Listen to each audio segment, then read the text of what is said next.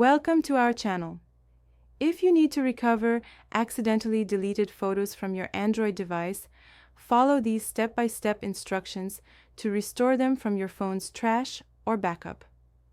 Step 1. Immediately open the Google Photos app on your Android device after realizing photos were deleted. Step 2. Tap the Library tab icon at the bottom of the screen to access your photo collections.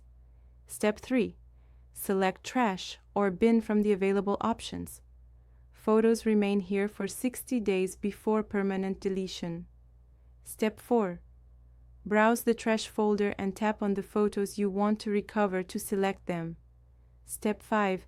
After selecting your photos, tap the Restore button at the bottom of the screen to recover them. Step 6. If you don't use Google Photos, open your device's built-in Gallery or Photos app. Step 7. Look for Recently Deleted, Trash, or Recycle Bin folder. The name varies by device manufacturer. Step 8.